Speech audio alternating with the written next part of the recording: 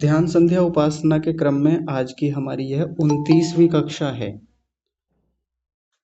तो उपासना की तैयारियों को लेकर बात चल रही थी और उपासना में जो हम कर्म करते हैं उसमें प्रधान कर्म जो ध्यान है उसको लेकर हम बात कर रहे थे। और ध्यान में भी हम क्लेशों की वृत्तियों को व्यावहारिक जीवन में कैसे पकड़ें, ध्यान में बैठकर क्लेशों को कैसे समझा जाए, इस पर बात चल रही थी। और क्लेशों में भी हमने पहला क्लेश अविद्या ले रखा है और उसके अंतर्गत हमने अब तक अविद्या के जो दो भेद हैं, जिसमें अनित्य को नित्य मान लेना और अशुचि को शुचि मान लेना, इन दोनों पर हमारी बातें हो गई हैं।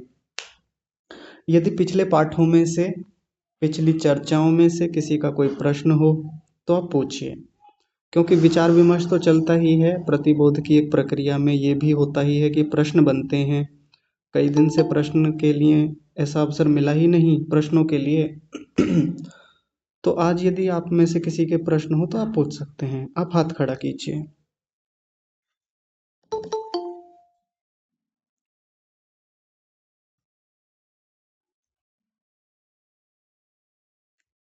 जी बताइए, किसी का है प्रश्न?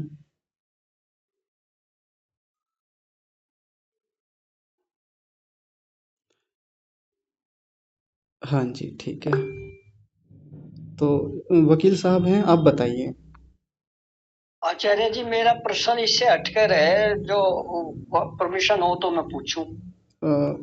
बताइए, देखेंगे यदि इसी विषय से। वो ही है कि जी जब ध्यान करते हैं जी और वो धारणा करें तो जैसे भ्रुकुटी पे ध्यान ले जाना, भ्रूमध्य में हाँ जी आज्ञा चक्र पर, जी तो वो करें तो मंत्र छूट जाओ। जी वैसे विचार तो कम हो जाते हैं, मंत्र छूट जाता है पर। हाँ जी। हाँ, ये है। ऐसा कब से कर रहे हैं धारणा का अभ्यास? जब बैठता हूँ तो जब याद आ जाता है कभी तभी कर लेता हूँ। नहीं, कितने सालों से, कितने दिनों से, वो समय बताइए। अभी अभी अभी अभी से शुरुआत। हाँ जी, तो शुरुआत है, समय तो लगेगा। अच्छा जी। हाँ, शुरू में ऐसा होता ही है कि नहीं हो पाता एकदम से, क्योंकि अभी जी जी। धारणा लगानी शुरू की है तो ध्यान इधर उधर जाएगा।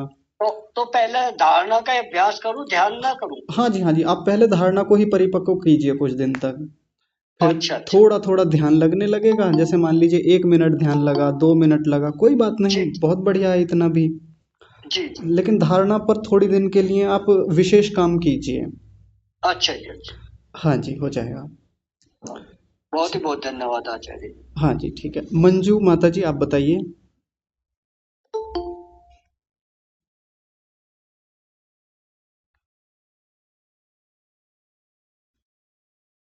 जी बोलिए ना, अपना माइक खोलिए।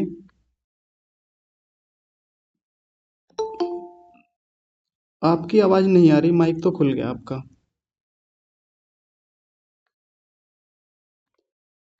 हो सकता है कुछ नेटवर्क की या कोई और समस्या हो। मंजू माता जी, आवाज आ रही है मेरी? चलिए ठीक है, कोई बात नहीं। जब आपको अनुकूलता लगे आप अपना वीडियो बंद कीजिए सबसे पहले तो, और फिर बताइएगा। रेशा नागर जी, आप बताइए, क्या प्रश्न है? जी ओम नमस्ते जी। नमस्ते जी। जी मेरे 2010 से प्रयास है ध्यान में बैठने का, हाँ जी लेकिन 30 मिनट कभी 40 होते हैं, फिर मुझे निद्रा वृत्ति, तीसरी वृत्ति मुझे बहुत घेरती है। हाँ जी उम्र भी मेरी 60 ही होने जा रही है। हाँ जी। मैं थोड़ी मैं परेशान हो जाती हूँ, जब निद्रा आएगी तो फिर मैं, फिर सो यही जाते है हैं। थोड़ा। हाँ जी। तो समाधान चाहते हैं आप? जी बस थोड़ा पूछना चाहती हूँ, थोड़ा सा हो जावे और सफलता मिल जाए।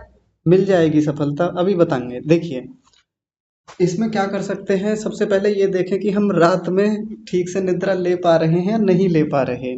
सबसे पहले तो वो देखना है, यानी कम से कम हमारी 8 घंटे की नींद पूरी हो, पहले हम ये देखें। आप बताइए, आप कितने घंटे सोते हैं रात्रि में? जी मैं 2010 से ही 10 बजे 9:30 हमारे घर की पूरी बत्तियां बंद हो जाती हैं, बुजुर्ग लोग भी यही चाहते। हाँ जी, और बढ़िया। 4 बजे मेरा अलार्म मारा हुआ। उठ अच्छा। जाती है, अच्छा जी। गर्मी सर्दी कोई भी समय हो। हाँ जी, हाँ जी। तो यदि इतने में नींद पूरी नहीं हो रही है तो मैं कहता हूँ निद्रा बढ़ा दीजिए। हम लोगों ने वो तो सुनिश्चित कर रखा है कि सुबह को इतने बजे उठना है, 4 बजे का पक्का कर रखा है। और कितने लोग इसी नियम को फॉलो करते हैं। यदि उतने तक हमारी नींद पूरी हो रही है तो 4 बजे उठें, मैं तो कहता हूँ 3 बजे उठ जाएं यदि नींद पूरी हो जाती है तो। पर यदि नहीं हो रही है तो ये बेकार के जो मानक हमने बना रखे हैं ना कि ब्रह्म मुहूर्त में ही उठना है, अजीब लगेगा कई लोगों को, तो इन्हें हटाएं सबसे पहले। ऐसे जो हमने दिनचर्या बना रखी है, संकल्प ले रखे हैं कि 4 बजे उठना है तो 4 बजे उठना है, क्योंकि वो बात फिर सबके सामने भी तो बतानी होती है हमको कि देखो मैं 4 बजे उठ जाता हूँ, मैं 3 बजे उठ जाती हूँ और मेरा नियम ये 10 सालों से चल रहा है, 20 सालों से चल रहा है। तो उन सब चीज़ों से हट के पहले हम अपना देखें कि नींद पूरी हो रही है या नहीं हो रही। यदि नींद हमारी 6 बजे तक पूरी हो रही है तो आराम से उठें 6 बजे तक, कोई बात नहीं है, कोई दिक्कत नहीं। अपनी व्यवस्थाओं को देखें, अपने शरीर की स्थिति को देखें। मैं फिर से कह रहा हूँ, किसी को अजीब लग सकता है कि कैसी बातें कर रहे हैं। अब आप ही सोच के देखिए, इतना सोने के बाद या 4 बजे उठने के बाद भी नींद पूरी नहीं हो रही है, पूरा दिन निद्रा में है, तमोगुण में है, उपासना करने बैठते हैं तो झूमते हैं उपासना में नींद के कारण से। तो क्या लाभ है ऐसे 4 बजे या 3 बजे उठने का? कोई लाभ नहीं है। मैं तो कहता हूँ आराम से सुबह की 1 घंटे की नींद और लें, या रात में थोड़ा जल्दी सो जाएं, वो और बेहतर है। ऐसा लग रहा है कि 10 बजे से बात नहीं बन रही है तो 9 बजे सोएं, किसी को 9 बजे भी समस्या हो रही है 8:30 बजे सोएं। वो हमें अपनी व्यवस्थाएं देखनी पड़ेंगी, अपने घर की जो भी स्थितियां हैं, दिनचर्या है, वो सुनिश्चित करनी पड़ेंगी। एक तो ये बात है। दूसरा यह है कि किसी का शरीर बहुत दुर्बल हो सकता है, कमजोर है। यह वृद्धावस्था में तो सामान्य रूप से ऐसा होता भी है। कुछ लोगों को वृद्धावस्था में उनकी नींद उड़ जाती है, नींद कम आती है, और कुछ लोग ऐसे होते हैं कि नींद बहुत ज़्यादा आती है। तो आयु का भी एक प्रभाव है। तो यदि शरीर दुर्बल है, कमजोर है, तो थोड़ा सा उसका उपचार कराएं प्राकृतिक विधि से, या एलोपैथी में भी जा कर के डॉक्टर से बात करें कि नींद बहुत ज़्यादा आ रही है। तो उसका हो सकता है आराम से उपाय, वो कराना पड़ेगा। क्योंकि यदि 15-20 मिनट ध्यान करके नींद आ रही है तो फिर अध्यात्म में कहाँ गति कर पाएंगे, इतने में कहाँ बात बनेगी हमारी। तो ये कुछ चीज़ें देख लें। एक दूसरी बात और, कि यदि भोजन ज़्यादा कर रहे हैं हम रात को, या किसी भी समय भोजन ज़्यादा होता है, हमारा भारीपन रहता है पेट में, या कब्ज रहती है, भोजन ठीक से पचता नहीं है, तो भी ये भी कई सारे कारण हैं कि नींद ज़्यादा आएगी। इसलिए अपना पेट साफ हो, पाचन तंत्र हमारा अच्छा हो, थोड़ा व्यायाम चलता रहे हमारे जीवन में, थोड़े बहुत प्राणायाम भी हम करते रहें। तो इन सब का मिला जुला रूप हमको करके देखना होगा। कोई एक स्पेसिफिक हम सोच लें कि कोई दवाई मिल जाए, कोई ट्रीटमेंट मिल जाए, कोई उपाय मिल जाए, ऐसा तो नहीं होगा। तो ये कई सारी चीज़ों में हमको खुद से करके देखना पड़ेगा। ठीक है माता जी।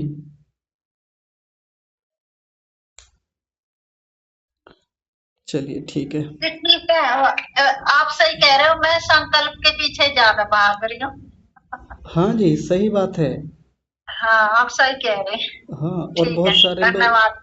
हाँ, मैं तो देखिए स्पष्ट कहता हूँ, कितने सारे लोग एक उसी अ, अब मैं क्या शब्द बोलूँ फिर बुरा ना लग जाए किसी को।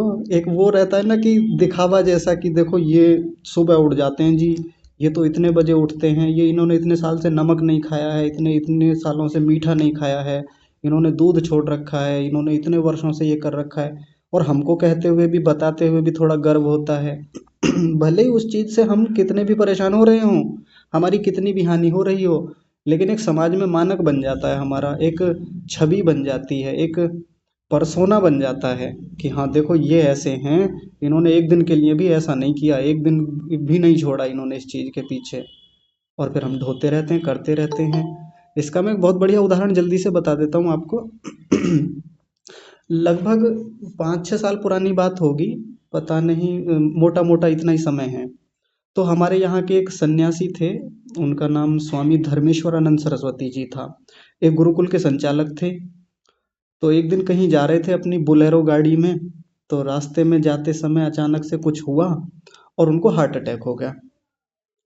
अब किसी सन्यासी को जो दूसरों को आयुर्वेद की बातें बताते थे, दूसरों को जीने के तरीके सिखाते थे, अचानक से हार्ट अटैक आ जाना एक मतलब बड़ा प्रश्न चिन्ह खड़ा करता है ऐसे व्यक्ति के ऊपर, और होता भी है। मान लीजिए स्वामी रामदेव जी ही हैं, कल को अचानक से उनको कोई गंभीर बीमारी हो जाए तो फिर लोग प्रश्न तो खड़े करेंगे कि देखो कैसे व्यक्ति थे, दुनिया को योग सिखा रहे थे और खुद इस बीमारी की चपेट में आ गए। जबकि शरीर है, होता है, सबके साथ होता है। अब सन्यासी हैं, गुरुकुल में रहते हैं, गुरुकुल चला रहे हैं, आर्य समाजों में भी रहते हैं वो। तो सुबह अगर 4 बजे नहीं उठेंगे, 3 बजे नहीं उठेंगे तो लोग क्या कहेंगे? लोग कहेंगे कि देखो किस बात के सन्यासी हैं, सुबह को 6 बजे उठते हैं, 6:30 बजे उठते हैं। और रात का नियम उनका क्या होता था? कहीं प्रवचन देने गए हैं तो कहीं सम्मेलन में गए हैं, कहीं कार्यक्रम चल रहा है, मीटिंग है दुनिया भर की। और उस समय उत्तर प्रदेश की आर्य प्रतिनिधि सभा के वो महामंत्री भी थे, तो जिम्मेदारियां बहुत ज़्यादा थी उनके ऊपर। तो रात को 12 बजे घर लौट रहे हैं या गुरुकुल में लौट रहे हैं, रात को 1 बजे 2 बजे सो रहे हैं, और उठना कितने बजे है? उठना 4 बजे ही है। लोग क्या कहेंगे? या मेरा मेरा जो मानक स्थापित हो गया है, स्टैंडर्ड एक बन गया है, प्रतिमान बन गए हैं कि स्वामी हैं, सन्यासी हैं तो सुबह को 4 बजे उठना पड़ेगा आपको। रात को कितने बजे सो रहे हैं, काम का दबाव कितना है, चिंताएं कितनी हैं, जिम्मेदारियां कितनी हैं, उन बातों से ना दुनिया को मतलब है और ना कई बार हमको खुद को मतलब रह जाता है उन सब बातों से। उठना है तो उठना है उसी समय। और भीतर क्या घटित हो रहा होता है, भीतर क्या चीज़ें खराब हो रही हैं, ये कई बार हमको भी पता नहीं चल पाता। शरीर है, शरीर भी कहाँ तक चले, कहाँ तक साथ दे। और वो उसका दुष्परिणाम हुआ कि वो हृदय में आघात लगा एक समय के बाद, और बहुत जल्दी शरीर छोड़ के चले गए। तो अचानक से जब ऐसी बातें सुनते हैं तो फिर वो प्रश्न चिन्ह तो खड़े होते ही हैं। स्वाभाविक बात है, लोग भी, सामान्य लोग तो ये सोचेंगे ना जी ऐसे कैसे हो गया, इतने बड़े सन्यासी होके, आर्य समाज के विद्वान होके कैसे हार्ट अटैक आ सकता है ऐसे व्यक्ति को? तो क्या हार्ट अटैक किन्हीं निश्चित व्यक्तियों को ही आता है क्या? किसी को भी आ सकता है, सामान्य बात है। लेकिन लोग उस चीज को कहाँ देखते हैं? तो अगर हमने ऐसे बना रखे हैं ना अपने जीवन में मानक, तो थोड़ा शिथिल हों, ढीले हों, अपनी स्थितियां देखें, अपनी परिस्थितियां देखें, शरीर को देखें। ठीक है, चलिए चौधरी साहब आप बताइए। स्वामी धर्मेश्वरानंद जी ने मेरे साथ मंझावली में संन्यास लिया था, मैं बहुत रोई थी उनके लिए जब उनकी डेथ हुई है। अच्छा जी। बहुत अच्छे विद्वान पुरुष थे। हाँ जी, हाँ जी।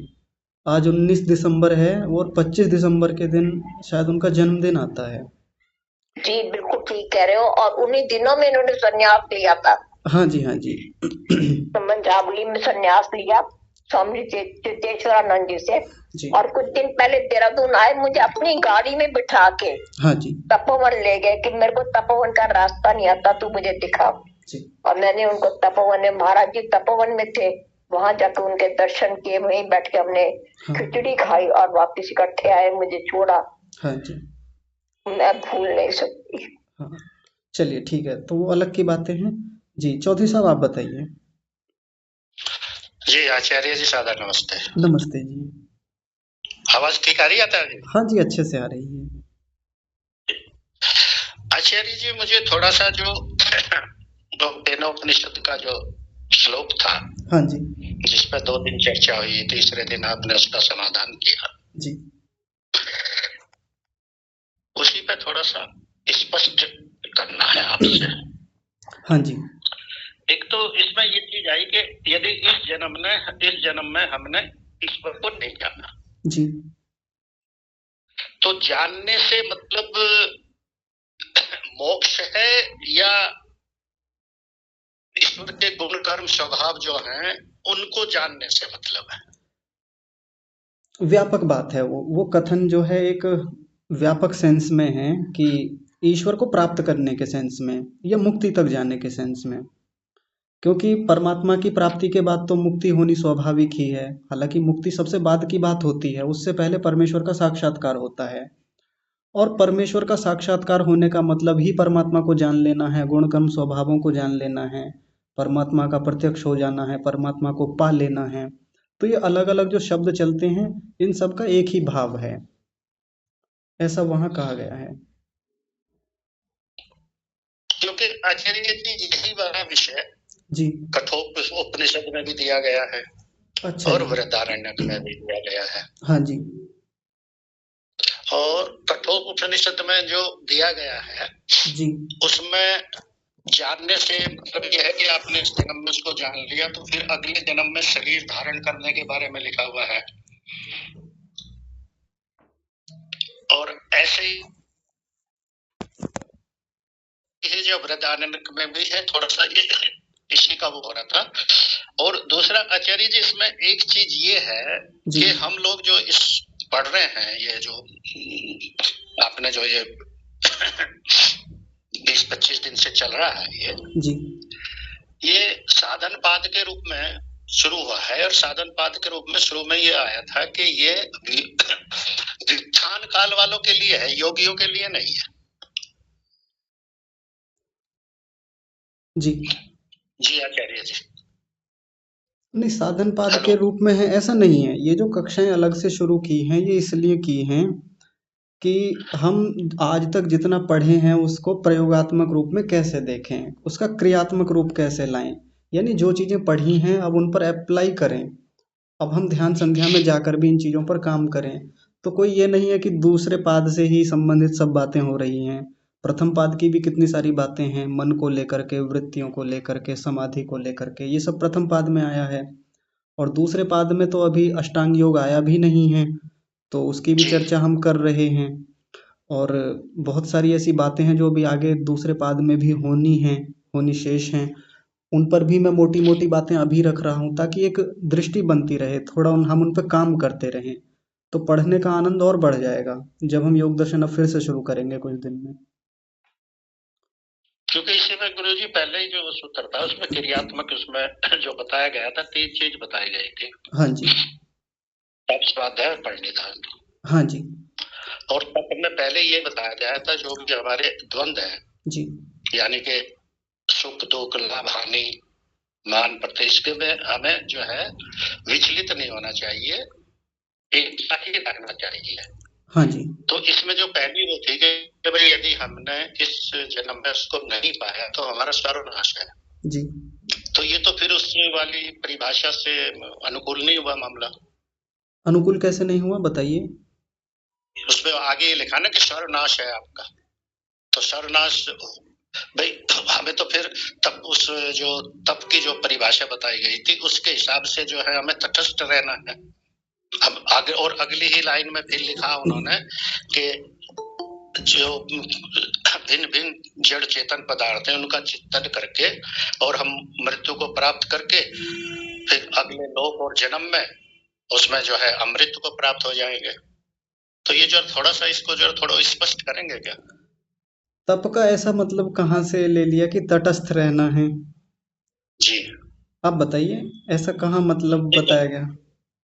उसमें तो यही आया था ना कि भी लाभ हानि में, हाँ जी, मान प्रतिष्ठा में या सुख दुख में हमें ये नहीं होना चाहिए कि हमें लाभ हो गया तो हम बहुत ज्यादा वो हो जाएंगे और हानि हो जाएगी तो बहुत ज्यादा निराश हो जाएंगे या परेशान हो जाएंगे या अवसाद में चले जाएंगे। हाँ जी, हमने तो यही मतलब समझा उसका।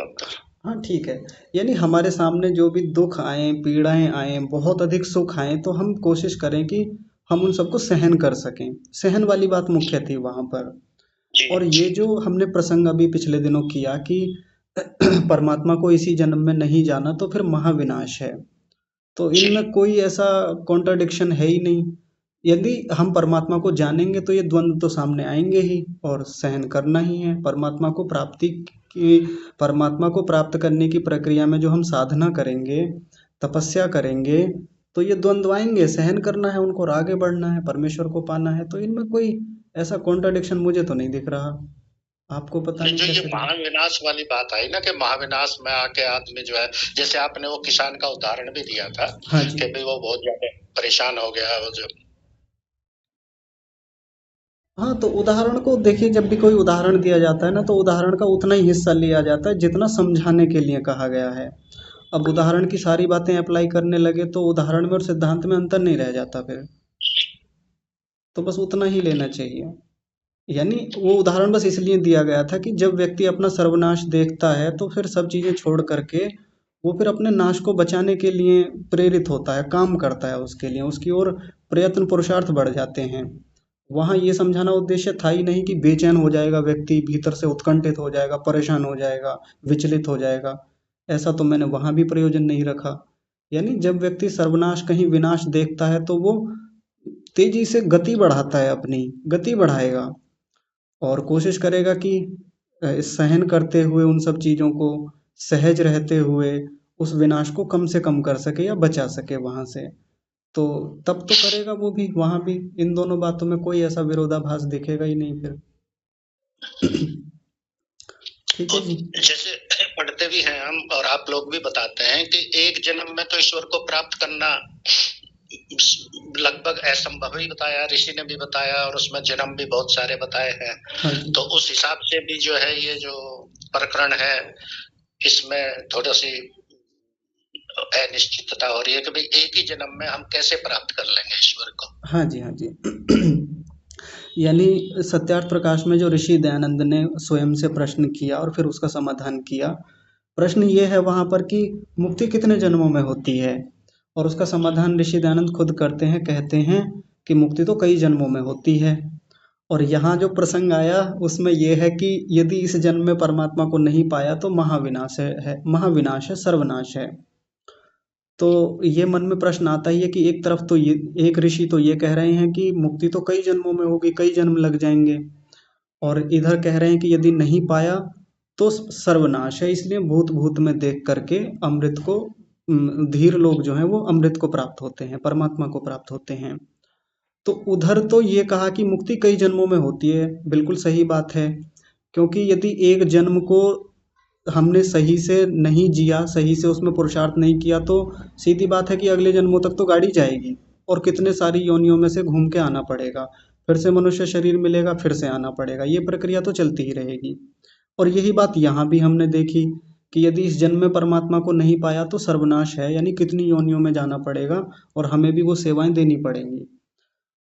तो भी यहाँ दोनों बातों में कोई विरोधाभास ऐसा दिखता ही नहीं, ऐसा कुछ है ही नहीं। हाँ, ये इधर थोड़ा सा ये जो केन उपनिषद वाली बात है, इसमें इस बात को थोड़ा हाईलाइट करके थोड़ा गहराई से सचेत जैसा किया है, इसमें चेतावनी दी है।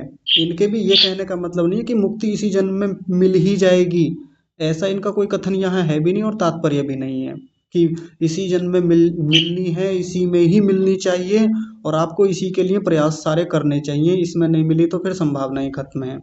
ऐसा ना इन केनोपनिषद वाले ऋषि का ऐसा कोई भाव है ना तात्पर्य है। हाँ, सचेत किया है, बहुत गहराई से सावधानी के साथ उन्होंने एक वचन दिया है कि ताकि हम सावधान हो सकें कि इस जन्म में प्राप्त नहीं किया तो महाविनाश हो जाएगा। प्रयास तो और भी हैं बहुत सारे, जैसे मैंने आपको एक उदाहरण दिया था कि यूपीएससी की परीक्षा की तैयारी करने वाले एक अभ्यर्थी के पास 6 अटेम्प्ट हैं, मान लीजिए, बहुत सारे होते हैं, अलग अलग कैटेगरीज के लिए अलग अलग अटेम्प्ट हैं, इतने अटेम्प्ट दे सकता है। जैसे मान लीजिए 6 अटेम्प्ट हैं जनरल कैटेगरी वाले के लिए, तो करने को तो वो दूसरे अटेम्प्ट में भी कर ले, तीसरे में भी कर ले, 5वें छठे में कर ले, या एससी कैटेगरी का है तो वो तो कितने भी अटेम्प्ट दे ले, आगे चल के वो पास कर ही लेगा। करने को तो जैसे वहाँ है ना, मुक्ति कितने जन्मों में हो सकती है, तो कई जन्मों में हो सकती है। ऐसे यूपीएससी की परीक्षा भी कई अटेम्प्ट में दी जा सकती है और आदमी 35 तक भी दे ले तो तब भी वो क्वालिफाई कर सकता है, आईएएस ऑफिसर बन सकता है, कोई दिक्कत नहीं है उसमें। लेकिन बहुत सारी नुकसान भी तो हो जाएंगे। एक व्यक्ति 35 साल की उम्र में, 36 साल की उम्र में जाके आईएएस बनेगा तो जीवन में कहाँ तो वो प्रोन्नति कर पाएगा, यानी उसके प्रमोशंस कहाँ तक होंगे, बहुत ऊंचे नहीं होंगे। बहुत व्यापक काम वो उस प्रशासनिक सेवाओं में जाके कर पाएगा, नहीं कर पाएगा, बहुत सारी ताकत खत्म हो जाएगी उसके पास तब तक। और जो भारत सरकार के सचिव पद तक पहुंचना है, पीएमओ तक पहुंचना है, वहां तक नहीं पहुंच पाएगा। जो एक आईएएस ऑफिसर की चाह होती है वहां तक पहुंचने की, नहीं पहुंच पाएगा। तो एक सीधी सी बात है कि सचेत किया जाता है यूपीएससी की तैयारी कराने वाले टीचर्स की तरफ से, ये कहा जाता है कि आप जितनी कम उम्र में आईएएस बनेंगे, मान लीजिए 21 वर्ष न्यूनतम आयु है, यदि आप इतनी कम आयु में एक आईएएस ऑफिसर बने तो आपके पास चांस है कि आप वहां तक पहुंच पाएंगे जो सेक्रेटरी रैंक तक जाने के लिए जरूरी है। तो वो व्यक्ति फिर उसी पहले ही अटेम्प्ट के लिए पूरी ताकत लगाता है कि जैसे ही मैं 21 साल का होऊंगा और पहला प्रयास यूपीएससी के लिए दूंगा तो इसी में निकालना है। जबकि कोई जरूरी नहीं कि इसी में दे ले, देने को वो दूसरे में भी दे के पास हो सकता है, तीसरे में भी जाकर क्वालिफाई कर सकता है, चौथे, पांचवें, छठे में भी जाके क्वालिफाई कर सकता है, बिल्कुल कोई कंपलसरी नहीं कि पहले में ही करे। पर हाँ, बहुत सारी चीज़ों से वंचित रह जाएगा, बहुत सारा पैसा लगाना पड़ जाएगा, मेहनत अतिरिक्त करनी पड़ेगी उसको, घर वालों की अलग मेहनत लगेगी, कितना कुछ उसको झेलना पड़ेगा इतने समय के बाद, इतने समय तक। तो प्रयास तो वहाँ भी कर सकता है, पहले प्रयास में भी चला जाएगा तब भी वही बात है, अंतिम प्रयास में जाएगा तब भी वही बात है। लेकिन हाँ, पहले प्रयास में ही चला जाएगा तो जल्दी जाने के आसार हैं, और ऊपर कुछ बड़ा दिख रहा है उसको कि मैं वहाँ तक जा सकता हूँ। ऐसे ही मुक्ति के लिए जो प्रयास हैं, जितनी जल्दी कर लेंगे फिर वो जो चक्कर है बाकी 84 लाख योनियों का, उनसे बच जाएंगे। और जल्दी कर लेंगे, नहीं तो कई जन्मों में तो फिर होनी होनी है, अभी नहीं तो कभी तो होगी, लेकिन होगी जरूर मुक्ति, इतना निश्चित है। ठीक है जी जी। जी, थोड़ा सा समय और ले लें सर। हाँ जी, हाँ जी, बताइए ना। अच्छा जी, थोड़ा सा ये बोध और प्रतिबोध के बारे में, जी क्योंकि इसमें भी हमने इसी से जस्ट पहले वाला श्लोक है ये बोध प्रतिरोध का, जो कैनोपनिषद में है। हाँ जी। तो इसमें जो इन्होंने समझाया है कि बोध तो हमारा जब तक है जब तक इंद्रियां हमारी बाहरी विषयों की तरफ लगी रहती है, उससे जो बुद्धि के द्वारा जानकारी प्राप्त होती है वो बोध हो गया जी। और प्रतिबोध के बारे में यह है कि जब इंद्रियां बाहरी विषयों से हट गए, जी अंदर की आंतरिक वृत्ति, मतलब आंतरिक वृत्ति के उसमें आंतरिक वृत्ति जैसे से जानकारी होगी, वो फिर प्रतिबोध हो गया। हाँ यानी जी। कि बाहरी विषयों से तो इंद्रियां हट गई, जी आंतरिक उसमें लग गई, तो ये तो वही प्रत्याहार वाली स्थिति हुई। प्रत्याहार में जाके होगा ये सब ऐसे ही, यानी नहीं, अंदर। जो प्रत्याहार की स्थिति बताते हैं वही वाली स्थिति हुई ना ये बोध प्रतिबोध की। हाँ, वैसा ले सकते हैं, पर ये सारा कुछ ध्यान में होने वाली चीजें हैं, ध्यान में बैठ करके चिंतन मनन विचार विमर्श की प्रक्रिया में। जैसे जी बाहर से देखा सुना समझा अनुभव किया पढ़ा लिखा शंका समाधान हुए विचार, बाहर से बाहर बाहर की दुनिया में जो हुए, कहीं घूमने गए बहुत कुछ देखा, कहीं प्रदर्शनी में गए वहाँ बहुत सारी चीज़ें देखी, पहाड़ों पर घूमने गए वहाँ सब चीज़ें देखी, तो भीतर अभी केवल जानकारियाँ इकट्ठी हो रही हैं, एक डाटा इकट्ठा हो रहा है, इसको कहेंगे बोध हो रहा है। अब बाहर की दुनिया से संपर्क हट गया है, हम एकांत में बैठे हैं आंखें बंद करके, या सामान्य रूप से ऐसे ही कुर्सी पे कमर टिका के बैठे हैं, तो जितना कुछ अभी तक अनुभव किया, जितना बाहर घूम करके देखा, इंद्रियों से समझा था, अब उसको मन के स्तर पे लेके चल रहे हैं, यानी मनन चल रहा है, मंथन चल रहा है, भीतर तर्क वितर्क चल रहे हैं। ये देखा था, ये था, ऐसा नहीं ऐसा हो सकता था, हाँ देखो कितनी कमाल की कारीगरी थी, वहाँ कितनी अद्भुत चीजें देखी, उसमें ये भी हो सकता था, वैसा हो सकता था। अब जो भीतर यानी वो। कि मन से जो हाँ मन से चित्त से जो स्मृति हाँ वृत्ति उत्पन्न उठती है वो उससे मतलब है। हाँ जी, हाँ जी, बिल्कुल, यानी स्मृति वृत्ति का उपयोग करके जो मनन चलता है भीतर, वो प्रतिबोध की प्रक्रिया है। जी जी जी जी तो जी। वहां से भी एक ज्ञान तो उत्पन्न होता है, थोड़ा सावधान होंगे यहाँ पर। एक ज्ञान तो बाहर जी से आया डाटा के रूप में, इंफॉर्मेशन के रूप में, एक भीतर जब हमने ये प्रतिबोध की प्रक्रिया में चिंतन मनन किया तो एक ज्ञान वहां से उत्पन्न होगा। तो ये जो अंदर अंदर बोध से बोध हुआ है इसको प्रतिबोध कहेंगे। जैसे प्रश्न से प्रश्न होता है उसको प्रतिप्रश्न कहते हैं, ध्वनि से ध्वनि उत्पन्न होती है उसको प्रतिध्वनि कहते हैं। तो वैसे ही ज्ञान से जो ज्ञान होता है उसको प्रतिबोध कहते हैं। जी। अब जैसे इसमें गुरुजी एक मैं थोड़ा सा कोट कर दूं, इसी में जो लिख रहा है, हाँ जी। जो इस प्रतिबोध के बारे में लिखा है जी कि आंतरिक वृत्ति प्रतिबोध, यानी कि इंद्रियों को रोक के बुद्धि आत्मश्य होकर जब आत्मा स्वयं अपने आप जो है उसको जानना शुरू कर देती है, वो प्रतिबोध होता है। हाँ ठीक है, बिल्कुल मान सकते हैं, वैसा ही है। तो ये स्थिति ध्यान में आएगी। हाँ जी, हाँ जी, ध्यान में ही तो है ये। नहीं, थोड़ा सा उसमें प्रत्याहार में भी ये हुआ था ना कि जब बाहरी वृत्तियों से चित्त मन निरुद्ध हो जाता है जी तो फिर वो जो ये वृत्तियां उठती हैं वहां से स्मृति वृत्ति वाली, तो थोड़ा सा उसमें प्रत्याहार में आया था कि ये वाली स्थिति प्रत्याहार की होती है, इसलिए थोड़ा सा कंफ्यूजन हो रहा था। प्रत्याहार में तो केवल इंद्रियां बाहर से हटके अंदर लग गई हैं, बस इतना होता है।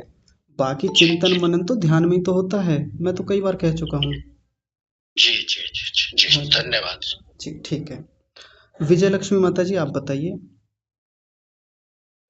सदर नमस्ते आचार्य जी। नमस्ते माता जी। आचार्य जी, दो प्रश्न हैं। जी एक तो ये कि हम ये कैसे डिसाइड करें कि हमारा ध्यान लगने लगा है, और दूसरी बात, जब ध्यान करने बैठते हैं जी तो मंत्र बोलते बोलते कभी कभी ऐसी स्थिति हो जाती है कि शून्य की जैसा, जैसे कि अगला मंत्र में याद ही नहीं आ रहा कि क्या बोलना है हमें, और हाँ उस जी बीच शून्यता आ जाती है। जी तो जो शून्यता होती है उसमें हम ओम ओम का जाप करते रहते हैं, और उसके कुछ देर बाद ही दूसरा मंत्र याद आ जाता है, तो वो कंटिन्यूशन में चलता रहता है। तो ये शून्यता की स्थिति क्यों आ जाती है आचार्य जी, इसका क्या मतलब है? ठीक है, बताते हैं। दोनों प्रश्नों को एक साथ ही ले लेंगे तो सारी बातें समझ में आ जाएंगी। जी धन्यवाद आचार्य जी। हाँ जी, पहला प्रश्न यह है कि हम कैसे पहचाने कि हमारा ध्यान लगने लगा है। तो ध्यान की जो परिभाषा बताएगी उसी से पकड़ लें। परिभाषाएं होती ही इसलिए हैं ताकि उस चीज की पहचान की जा सके। ध्यान की परिभाषा क्या थी माता जी, बताइए, जो कक्षा में बताई गई। ध्यान किसे कहते हैं? अ, सभी इंद्रियों को रोककर एक स्थान पर एकाग्र करना। ये ध्यान कहलाता है? नहीं, ये तो नहीं नहीं, बताया। ये सोचिए, आराम से सोच के बताइए। ध्यान मैंने क्या बताया था?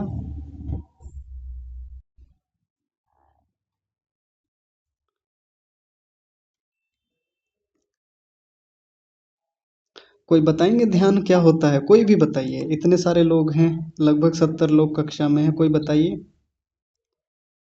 जी कुमुद माता जी, आप बताइए।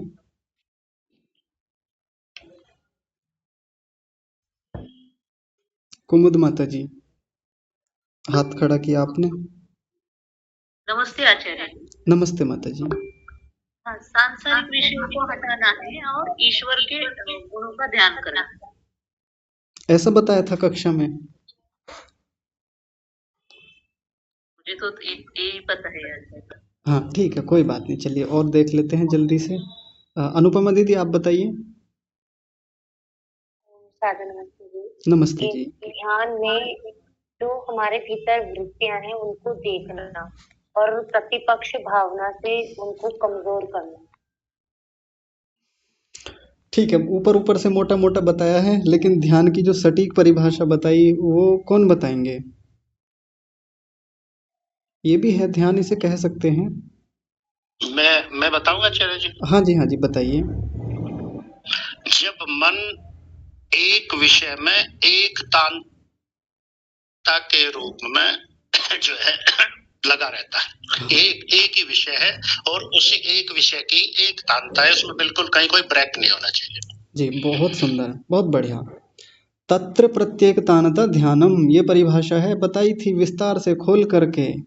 एक ही विषय रहे, दूसरा विषय आकर के स्पर्श भी ना करे उसको, एक ही विषय का लगातार प्रवाह बना रहे, इसे कहते हैं ध्यान। यानी एक वृत्ति का चिंतन कर रहे हैं तो एक ही वृत्ति का चिंतन हो, दूसरी वृत्ति आके छू भी ना पाए उसको, उसको कहा जाता है ध्यान। मैं ईश्वर का ध्यान करने बैठा तो केवल ईश्वर का ध्यान, मैं आत्मा का ध्यान करने बैठा तो केवल आत्मा का ध्यान, मैं अपने पिता का ध्यान करने बैठा तो केवल पिता का ध्यान उस समय, और किसी का नहीं। मैं यदि किसी एक क्लेश की वृत्ति का ध्यान करने बैठा, राग नाम की वृत्ति का, कि मेरा राग किससे है, तो बस राग पर ही चिंतन रहे, एक सदृश प्रवाह बना रहे, एक लगातार तानता बनी रहे। एक तान, जैसे तान पूरा होता है ना, उसमें से एक तान को दबाते हैं, एक तार को दबाते हैं और बिल्कुल समान स्वर निकलता है आगे से पीछे तक, दूसरा कोई स्वर आता भी नहीं, छूता भी नहीं है उसको। हर तार अलग अलग हैं, हर किसी की तान अलग अलग है उसमें, हर किसी का विस्तार अलग है। वैसे ही ध्यान में एक वृत्ति तो केवल एक वृत्ति चलेगी। इतनी सारी बातें जो कक्षा में हो रही हैं इतने दिनों से, ध्यान की ही बातें हैं। जब एक चीज को उठाना है, मान लीजिए अनित्य को कैसे समझें, तो जब अनित्यता का विचार कर रहे हैं तो बस ये ही विचार रहे लगातार। तो विजय लक्ष्मी माता जी ने जो प्रश्न पूछा कि हम कैसे पहचाने कि मेरा ध्यान लग रहा है या नहीं लग रहा, या कितनी देर के लिए मेरा ध्यान लगा, ऐसा कैसे पता करें? बहुत आसान है। यानी बाहर के उदाहरण से समझ लेते हैं। मैंने हारमोनियम उठाया, हारमोनियम तो आप सब लोग जानते होंगे। अब उस हारमोनियम में जो बटन होते हैं, मैंने एक बटन दबाया और उसका पंखा चलाना शुरू किया, पंखा होता है ना आगे, उसको दबा रहा हूँ, और इधर एक बटन दबा रखा है, सा वाला दबा दिया मान लीजिए, दबाए रखा दबाए रखा, दूसरा नहीं दबाना, केवल एक समय में सा ही दबाना है बस।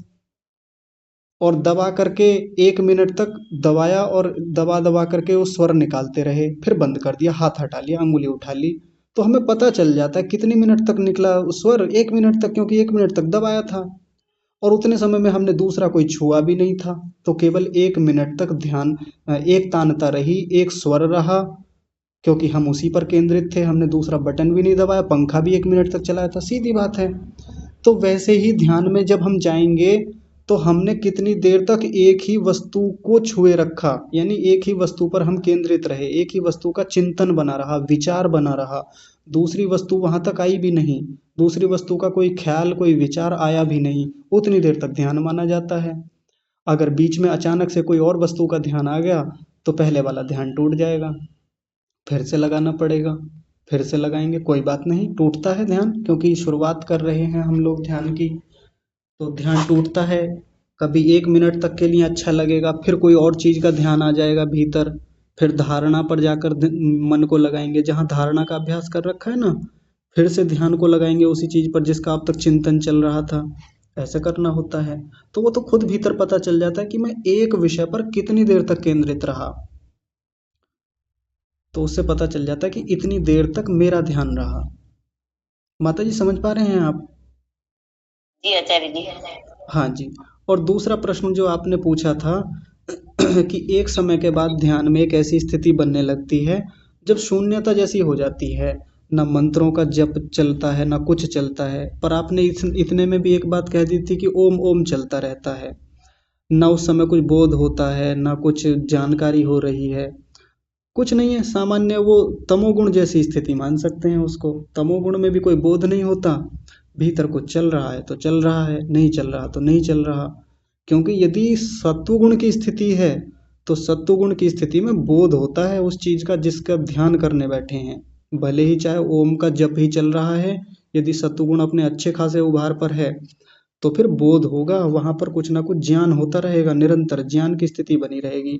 पर यदि ये ज्ञान शून्यता जैसी स्थिति जो बन जाती है ना, हम लोग भ्रम में चले जाते हैं, हमको ऐसा लगता है कि देखो लग गई समाधि, क्योंकि ऐसा पढ़ा है हमने योग दर्शन में, मोटा मोटा पढ़ लेते हैं ना योग दर्शन को, और योग दर्शन पढ़ने का तरीका भी हमारा कैसा होता है, उठाई पुस्तक, जो भी पेज खुल गया वहीं से पढ़ना शुरू कर दिया। तो बहुत सारे लोग योग दर्शन जब लाते हैं, उसकी सुगंध अच्छी लगती है तो शुरू में सबसे पहला सूत्र खोल के देखा, दूसरा सूत्र योगश्चित्त वृत्ति निरोधा, इतना ही पढ़ते हैं बस। योग दर्शन में बहुत सारे लोगों को तो इसी का पता है कि हाँ चित्त की वृत्तियों का रुक जाना योग है, योग के नाम पे इतना ही पता होता है, और फिर जुट जाते हैं योग करने के लिए, लगे रहते हैं कि हाँ एक ऐसी स्थिति बननी चाहिए जब सारी वृत्तियां रुक जाएं।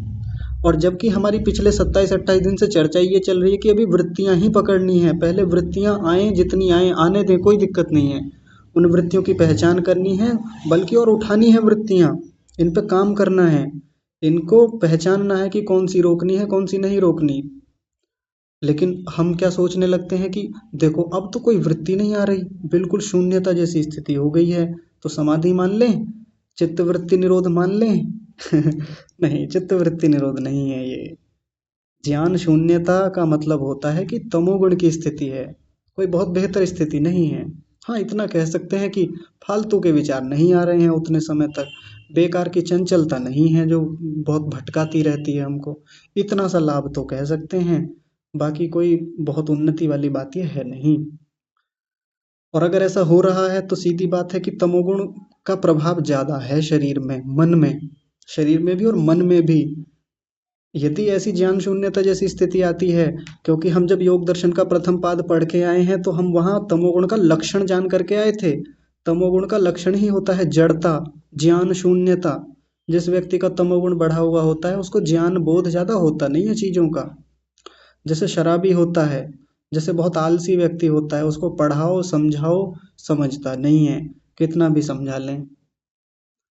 लेकिन जो सत्वगुणी प्रवृत्ति का व्यक्ति होता है, एक बार में समझाओ चुटकी से समझ लेता है, जिसका सत्वगुण जितना ऊंचा वो उतना ही शीघ्रता से चीजों को जान लेता है, बोध कर लेता है। और जब हम ध्यान जैसी ऊंची प्रक्रिया में जा रहे हैं और हमको बोध ही नहीं हो रहा किसी चीज का, तो इसको महानता तो हम नहीं कह सकते, हम इसको बहुत ऊंची स्थिति तो नहीं कह सकते, या बहुत गहरा ध्यान तो बिल्कुल नहीं कह सकते। ज्ञान शून्यता है, जड़ता की स्थिति है, तमोगुण का उभार कह सकते हैं इसको। इस पर काम करना है, तमोगुण को कम करना है। तमोगुण कैसे कम होगा? तमोगुण अपनी दिनचर्या से, दिन भर के व्यवहार से कम होगा। यदि भोजन में तमोगुण पदार्थों का ज़्यादा सेवन करते हैं वो छोड़ने पड़ेंगे। निद्रा ठीक से पूरी नहीं होती है वो छोड़ेंगे। स्वाध्याय कम है, स्वाध्याय बढ़ाएंगे। जिन लोगों का स्वाध्याय कम होता है, ज्ञान कम होता है, उनका भी ध्यान में बैठ करके तमोगुण बढ़ा हुआ ही रहता है। तो ऐसे बहुत सारी चीज़ों पर काम करेंगे तो तमोगुण घटेगा, सत्वगुण बढ़ेगा। समझ पा रहे हैं माता जी? जी आचार्य जी। जी आचार्य जी, निद्रा की तो समस्या है मेरे साथ, क्योंकि रात को हमें बहुत अच्छी नींद नहीं आती है जी। कभी कभी तो ऐसा होता है कि पूरी पूरी रात हम जगते रहते हैं। चिंता रहती है कुछ? और पता नहीं क्या क्यों होता है ऐसा कि एक बार में तो लगता है कि सो जाएंगे, लेकिन फिर जाने क्यों ऐसा होता है, ऐसा लगता है कोई स्विच ऑन हो गया और नींद सारी गायब। हाँ जी। ऐसा हो जाता है, फिर रात पूरी रात जाते जाते निकल जाती है फिर। हाँ जी। तो मैं तो आपको पहले भी कहा मैंने आपको व्यक्तिगत रूप से, मतलब अब मैं आपकी व्यक्तिगत बात को तो नहीं कह सकता सबसे, लेकिन ये बात सबके लिए है, इसलिए मैं सबको ही एक साथ कहता हूँ ये बात, आप केवल अपने ऊपर ना समझें जी कि एक उम्र आने के बाद में क्यों व्यर्थ के तनाव लेते हैं, क्यों व्यर्थ की चिंताएं। और देखिए होती हैं, मैं जानता हूँ जिम्मेदारियां हैं, सबकी अपनी अपनी हैं, सबकी अपने स्तर पे होती हैं। हम किसी को ये नहीं कह सकते कि आपकी भला क्या जिम्मेदारियां हैं, आपकी तो शादी भी नहीं हुई, या आपके तो अब बच्चों की भी शादी हो गई, अब क्या चिंता करनी। तो चिंताएं हैं, मैं जानता हूँ, जिम्मेदारियां हैं। पर एक समय के बाद जब हम वानप्रस्थ जैसी स्थिति में हैं, तो कम से कम उन उलझनों से बाहर निकलें जिनको लेकर के व्यर्थ के तनाव ले रखे हैं। और आज मैं एक बड़ा बढ़िया चिंतन इस पे कर रहा था, तो वो मैं आपके सामने रख देता हूँ, समाधान हो जाएगा यहीं से। जैसे मेरी माँ हैं, तो जैसे मान लीजिए घर में किसी मेहमान के आने की बात होती है, तो माँ को ये थोड़ी सी चिंता हो जाती है कि जल्दी जल्दी सफाई कर लूँ पूरे घर की, यहाँ भी ये भी रेलिंग है ये साफ करनी है, फर्श साफ करना है, पोछा ठीक से लग जाए, झाड़ू लग जाए, नीचे पशुओं का है कहीं गोबर ना पड़ा रह जाए, ये ना हो जाए वो ना हो जाए। उनको चिंता रहती है कि फिर मेहमान आएंगे घर में, देखेंगे कि देखो इनके घर में कैसा है, कैसा हो रखा है, सफाई नहीं है। और इसी चिंता में, इसी परेशानी में वो लगी रहेंगी, भले उनके शरीर में सामर्थ्य हो या ना हो, भले ही कितना भी कुछ करके वो कितनी मेहनत करके घर की सफाई में लगी रहेंगी। क्यों? दिमाग में एक बात बिठा रखी है कि मेहमान आएगा या मेहमान आएंगे तो वो ये कहेंगे कि देखो घर कैसा कर रखा है इन्होंने, घर की भी सफाई नहीं होती। और मैं कितनी बार समझा चुका, मैंने कहा मेहमान क्या कहेंगे, पीछे चाहे वो पर्चे बांटते फिरें इस बात के कि इनके घर में सफाई नहीं रहती, इनके घर में ये रहता है।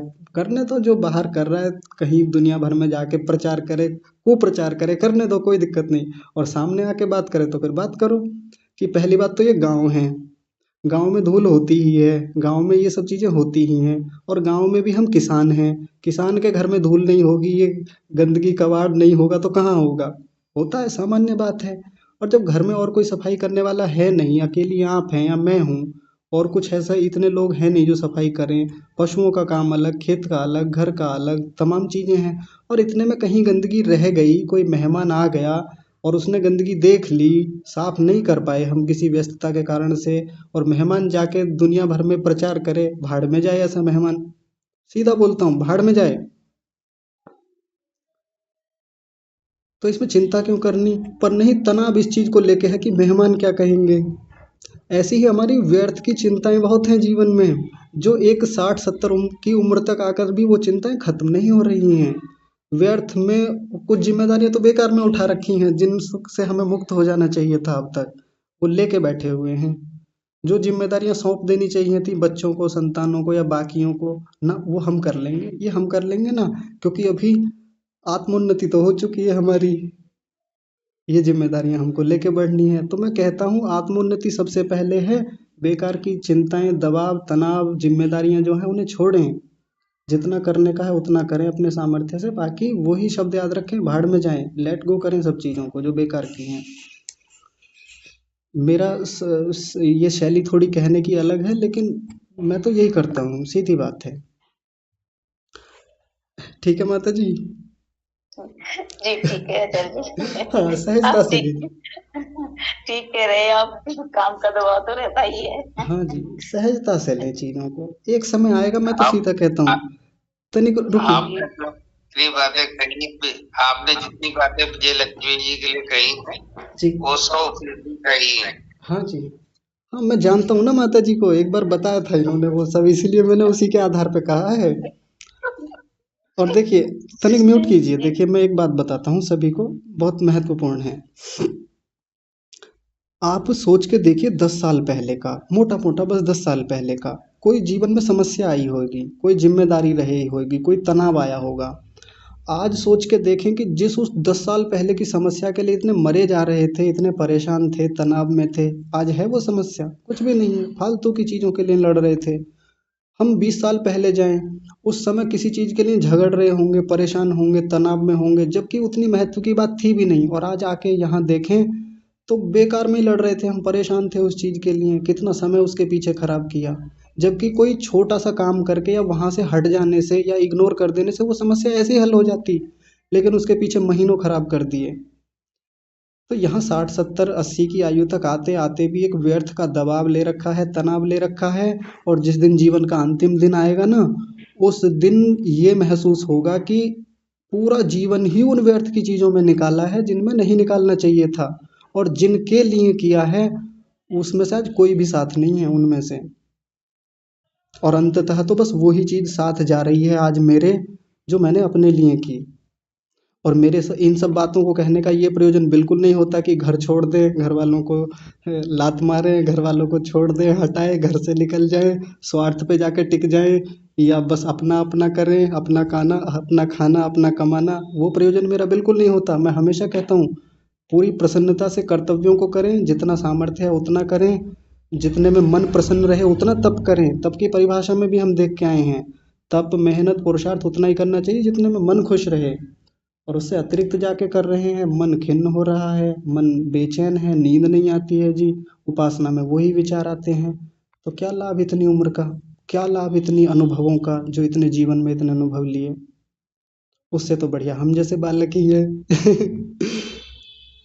ठीक है माता जी। जी धन्यवाद आचार्य जी। चलिए, हंसी मजाक में मैं ऐसे ही कह रहा था, मैं जानता हूँ आप बुरा नहीं नहीं नहीं कोई मानेंगे। बात नहीं, नहीं नहीं बहुत अच्छी बात है आचार्य जी। आचार्य जी, may I submit? कुछ मैं कह सकता हूँ? हाँ जी, हाँ जी, बोलिए ना।